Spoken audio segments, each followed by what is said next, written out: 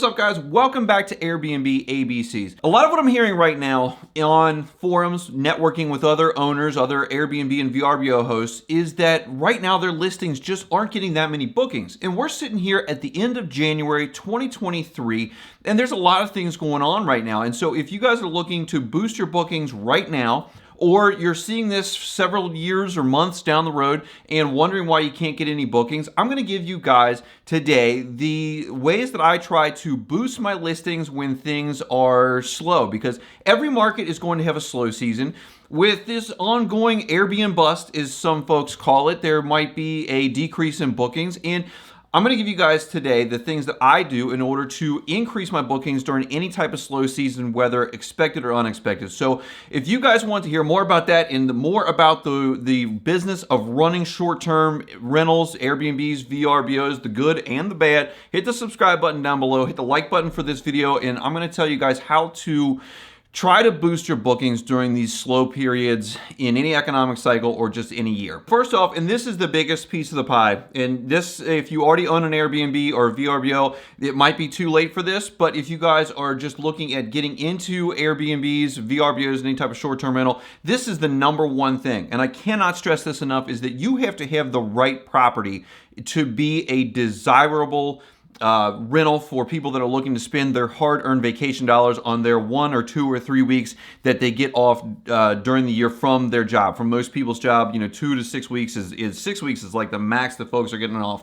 And so if you don't have the right property, you are not going to get booked as well as people who do have the right property. And when I say that, I'll put a link up here to the video that I just put on the internet about how to purchase your first short-term rental. But the biggest thing is that you need to be the type of property that people want in the market that they're coming to. My market is the Smoky Mountain market, and I like that for a variety of reasons. But the folks that are coming down there are looking to stay in a log cabin. That is the draw, especially if they are not looking to stay right downtown in a hotel or a condo right downtown. It is a log cabin.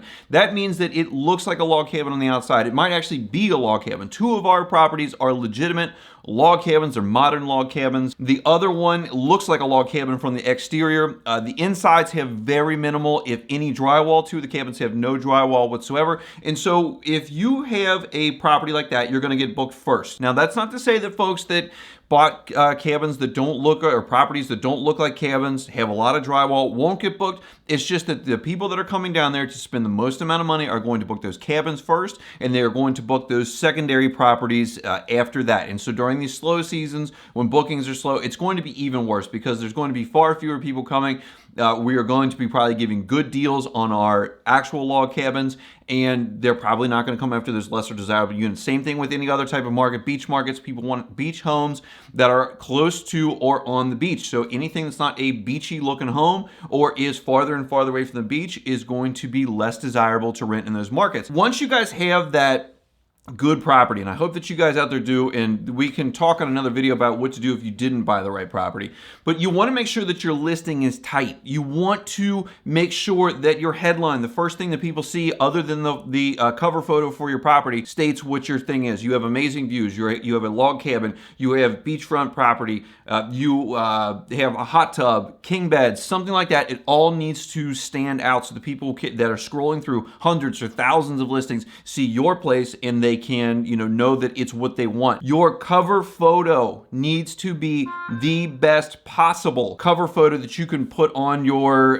listing for the most desirable things. If it's your views, put that there. If it's something about the inside of your place, put it there. If you have a pool cabin, one of these cabins has a pool inside of it, put that there if that is what works. If there's something seasonal about it, maybe your views aren't so good in the summer or in the winter, or for some reason, go to that other picture where it's going to catch their eye, that picture that looks really great, and so that when people are scrolling, they're going to see that picture and know that it's the place they want to go. Along with photographs, make sure you have good professional photographs. The photographs from your cell phone may be okay. We've gone, live with some listings with cell phone photographs. We've done well.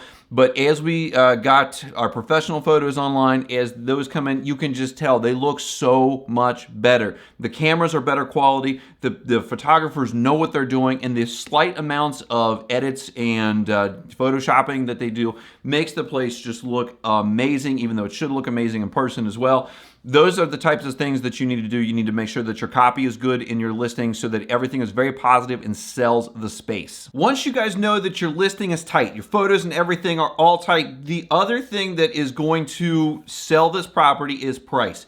Just like anything else in the world, price sells things. When demand is super high for something, the prices go up and you can charge more in order to get people to get in your place. They are willing to pay more. Demand is high. When demand is low, either during slow periods that are normal, like for example in the Smokies, January and February are typically slow months. We're going to get into my Price Lab software, and I'm going to show you guys a couple of these where how we've done our pricing and also where we've done our minimum stays. Minimum stays can drastically affect how well your place is booked, and if you have a very long minimum stay, like 3, 4, 5, or 6 nights, you might end up pushing a lot of people away. And there's a lot of folks that'll go with their larger properties, like their 4, 5, 6 bedroom properties. They'll have these 4, 5, 6, 7 night minimum stays. And while that might work in the peak of the summer, it may be less effective in other months. And it might not even be as effective in the summer, because if you think about it, when was the last time you got 3 or 4 groups of people together and for one agreed to go on anything, even like coming over to hang out, or agree to go someplace for an extended period of time? You may only be able to get those people together for 2, 3, or 4 nights. And so if you have a 5, 6, or 7 night minimum stay, you might be losing out on those bookings where you could, instead of having a 6 night stay, you could have 2, 3 night stays. And it works out to be the same amount of money, maybe even more, depending on how your software is set up to price. And so it's just a thing to think about. And I'm going to show you right now how I end up doing this. So we are going to get into our property that we call Pop's Pinnacle. This is a log cabin. It's a real log cabin. It is a 2 bedroom, 2 bath, 2 full bath that we market as a 3 bedroom because we put bunk beds in the loft. That's a very common thing, and as long as you guys are able to disclose that, photograph it well, that it is an open loft bedroom, there is nothing really wrong about listing that as a 3 bedroom, 2 bath type of place. We paid $600,000 for this house, and it, so we need to make some money on this in order to just simply break even and to make some profit. But you always have to think about this in the long term. In January, we have had our prices pretty much extremely low. This is also a new listing, very few reviews on it, and so you're not going to get the traction that a very seasoned listing that's been on the market for 1, 2, 3 years is going to get. So during January, in order for us to attract folks to stay here, we have lowered our minimum stays to 2 in the weekdays, 3 on the weekends, because there's 2 night weekends. They kind of just really screw things up as far as people only booking Friday and Saturday, missing out on Sunday, or only booking Thursday and Friday, and then missing out on our Saturday rates, which are a little bit higher on the weekends. But as you can see here, we're down in the hundreds. We are down in the 108, 115, and this is priced dynamically. This is Price Labs. I'll get into a whole nother video on that. And then on the weekends, we're only looking at like a 72. Towards the middle of March here, we get up to 225, or I'm sorry, middle of February. That's also Valentine's Day weekend, so that comes with a little bit of a premium. Let's get into February here. As you can see, the prices come up a little bit for our weekday rates, and the prices come up for our weekend rates. And what we do is we just keep this low, and I set up a seasonal profile that marks off January and February that has a different base price. We have no minimum price, we have no maximum price. So I kind of let Price Labs, a service that I pay for that should dynamically price, taking into account demand, occupancy right now, and seasonal trends as far as holidays like Valentine's Day weekend, as you can see here. And I let that do what it does because that's what I pay for, and I assume that they're the experts.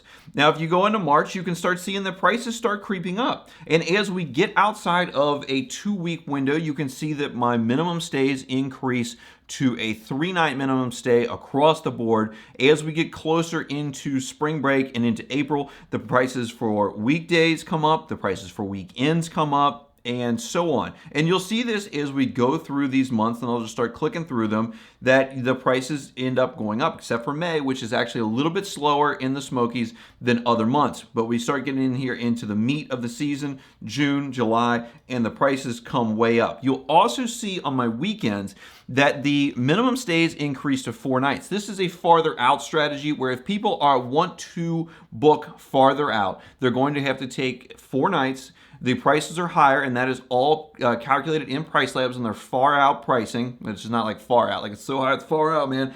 It's farther out than closer in. The prices end up going up. And so that way you can try to maximize your income on those farther out bookings. And as things come in closer on the calendar, the minimum night stays will drop off, and this is all set by you. The prices will come down a little bit, and so that if you didn't book those, it starts making it more enticing for people to book as there are fewer properties available, and your prices may come down a little bit. So then the last piece of the puzzle comes down to marketing. And there's not a lot that I have found that is very effective as far as marketing your properties from like an advertising point of view.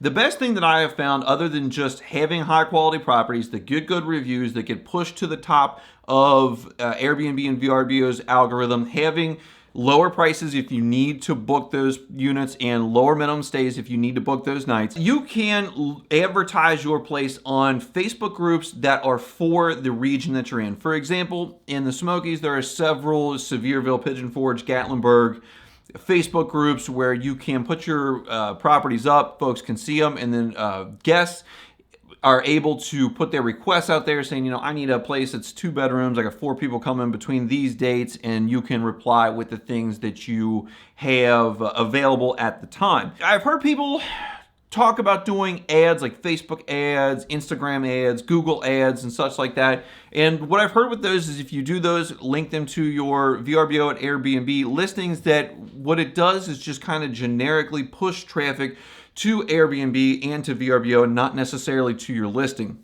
Now, Airbnb and VRBO are already marketing your places. You'll see Airbnbs and VRBOs pop up on your Facebook feeds. If you have been looking for them and then get on your Facebook, you'll start seeing those. So they are already doing that advertising for you. I don't necessarily think that that is a great way to spend your money. If you are going to do any type of advertisement like Facebook, Google ads, anything like that, you're probably best to set up your own direct booking website so that when those folks are clicking on those, they're coming directly to your direct booking website. And if you have, 2 or 3 or 4 or more properties and they weren't necessarily interested in the one that they clicked on, they may be interested in some of those. So as far as marketing goes, the best thing that you guys can do is just have awesome properties that get good reviews, push to the top of the list, and then maybe put them out in your Facebook group for other folks that are your personal Facebook. You may know people that have friends and family that want to go. They can book through you. They can even book directly through other software that I will get into on another video. There's a lot of ins and outs to this Airbnb type of rental. Other than that, just listing your place on these Facebook groups that cater to the specific area that you guys are in. So guys, that is what I do in order to try to get bookings when things are slow. Price, minimum stays, sell the real estate, sell nights, and then having exceptional listings with very good copy, very good photographs that are going to grab people's eye as they're scrolling through thousands or hundreds of rentals. Those are the things that I do. And so what I want you guys to do now is click on these videos that are on the screen. They're going to tell you guys all about the types of property we buy, how we manage these remotely, all the trials and tribulations of running an Airbnb business, especially from a long distance away. And I would appreciate you if you guys would subscribe. I appreciate you if you guys would hit that like button for the YouTube algorithm. It really helps out. I appreciate you guys watching, and I'll see you in the next one.